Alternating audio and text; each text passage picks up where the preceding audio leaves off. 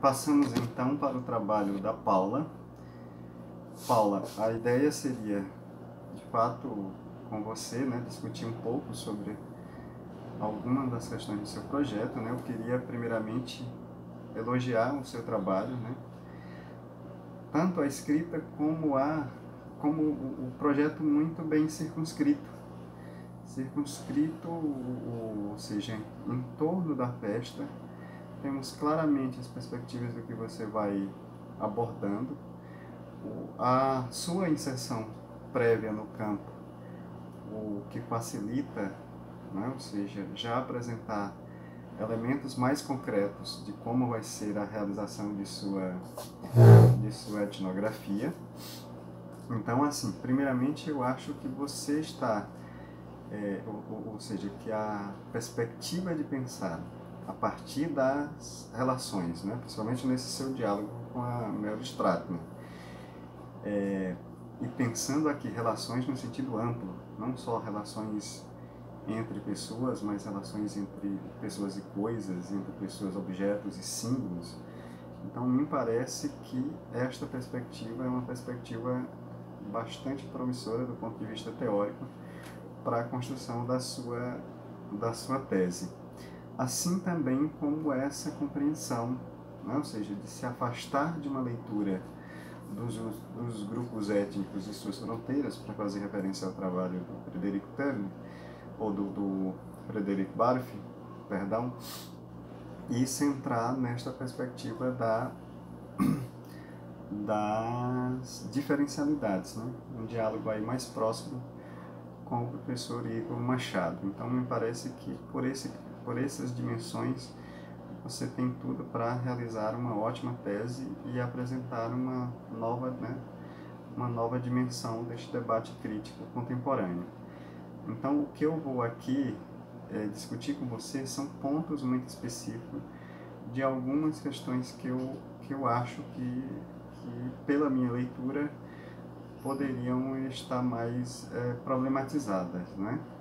Então, a primeira, apesar dos seus objetivos estarem bastante claros nos dois momentos em que você fala deles,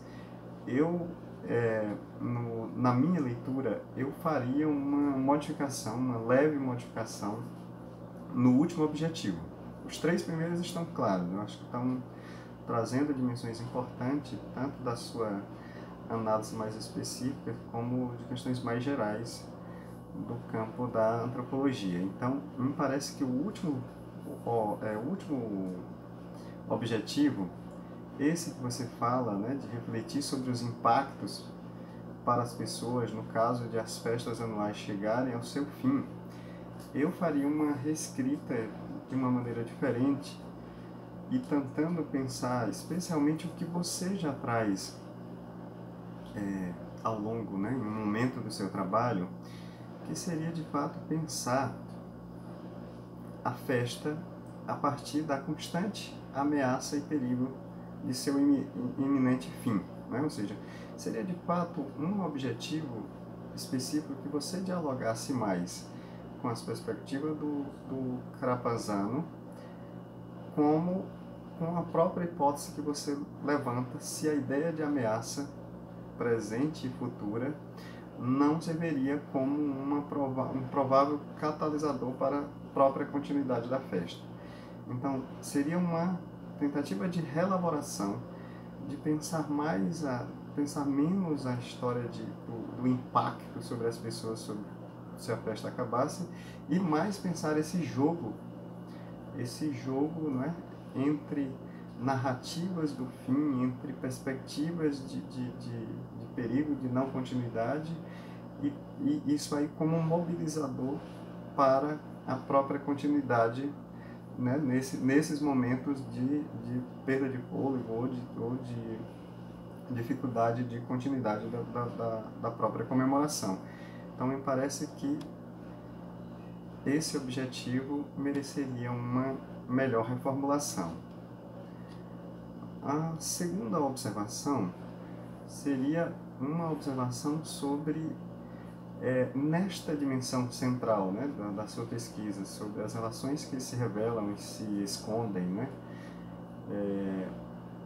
Eu gostaria de te escutar um pouco sobre, e principalmente porque você já tem essa inserção prévia em campo, como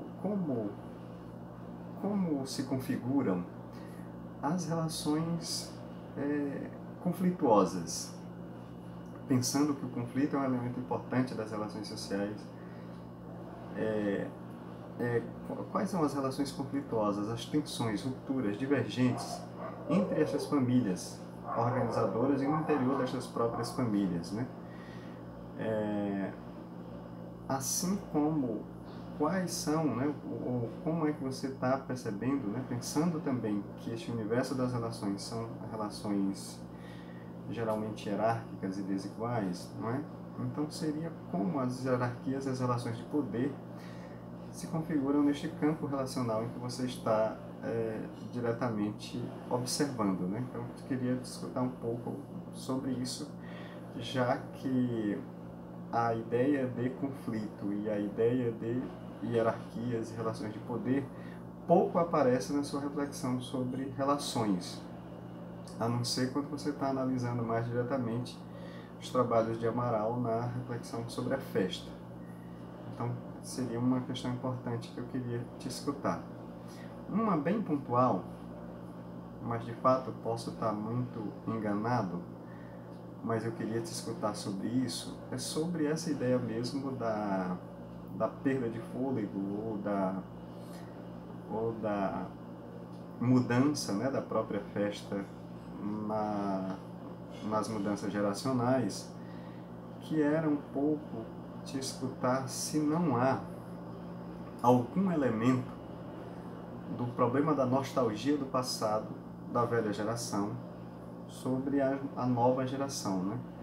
Então, quem está apresentando geralmente é que a festa não tem mais o mesmo fôlego, ou seja, tem a ver com conversas com os mais velhos, porque a gente tem uma problemática geral que é geralmente o olhar para o anterior como mais harmonioso e mais ou seja, esse olhar idealizado, né, sobre o passado, se não tem algum elemento disso na hora que você pensa esse jogo intergeracional, pensando aí as mudanças, né, na própria organização da festa. Então é só uma observação pontual sobre isso. Um outro elemento que eu gostaria de escutar um pouco, que de certa forma eu acho que poderia estar mais desenvolvido no seu projeto, é essa problemática mesmo das relações entre humanos e não humanos. Embora você traga alguns elementos, eu acho que poderia estar tanto mais problematizado teoricamente, como mais explicitado metodologicamente. Ou seja, de como é que você vai estar aqui observando esta teia de relações, não é?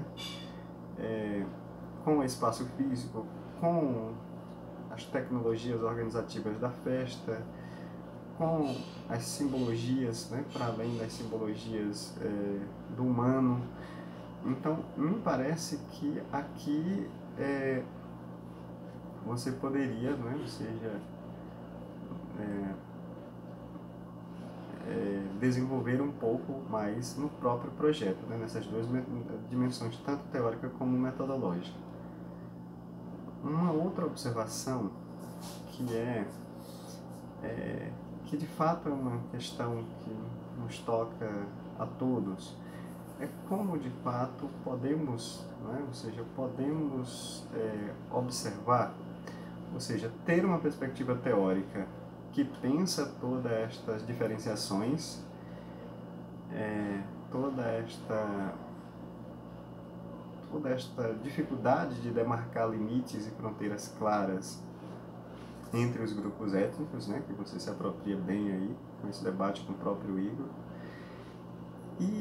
e a compreensão nossa sobre a maneira como os próprios agentes, os próprios nativos, incorporam os discursos étnicos, né? Então, de certa forma, é como, a partir da perspectiva das diferencialidades, pensar esse conjunto de discursos e formas de representação, que eu imagino presente nos próprios rituais da festa, sobre noções de etnicidade, de unidade e homogeneidade japonesa, que também circulam na própria festa. Então, e aí só mesmo interrogações básicas, né? Ou seja, são os bastidores da festa o lugar mais propício para pensar as diferencialidades? A diferencialidade está mais presente naquilo que se oculta do que no que se manifesta na própria realização da festa? Então, pensando aí, como você vai observar, né, entrecruzar a ideia das relações ocultas e reveladas nesta dimensão do processo mesmo de realização da festa entre bastidores e o momento das comemorações. Então, claro, pensando justamente que a sua etnografia vai dar conta destes vários momentos. E sobre uma última observação, e aí mais pontual, seria sobre a ideia dessa revisão mesmo de bibliografia sobre a festa, né? Então achei bastante interessante a maneira como você vai construindo e fiquei pensando se não seria interessante você se aproximar de uma literatura sobre essas festas em contextos nacionais e étnicos, né? Presente em contextos migratórios. Ou seja, você fala principalmente de festas ou na dimensão das festas da nacionalidade brasileira, né? Ou seja, em torno mesmo do carnaval, ou de festas religiosas, os atores que você vem dialogando, e aí seria se não tem uma literatura que você pudesse comparar criticamente de trabalhos que analisam particularmente essas festas em contextos migratórios. Isso para estabelecer uma relação mais direta com o seu trabalho. Então, as considerações gerais são essas. Eu agradeço mais uma vez, né? Ou seja, essa oportunidade de discutir com você esse seu trabalho e espero que você realize uma excelente tese pela frente, né? Está em boa companhia em termos de orientação e em termos de perspectiva do que você vai construir nestes próximos anos, né? Então, uma última observação seria sobre a ideia, né, de centrar a etnografia principalmente neste ano e voltar no ano 2020 e 2021 para ver a comemoração da festa. Eu te pergunto se nestes anos de 2020 e 2021 não seria também importante observar esse momento da organização, né? Ou seja, pensar observar também os bastidores da festa, pensando aí as modificações entre um ano e outro, né? Então, me parece que talvez fosse algo importante para você, não somente assistir às comemorações no ano 2020 e 2021, mas também pensar os bastidores ou seja, observar os bastidores da própria organização da festa em mais de um ano. Então, muitíssimo obrigado.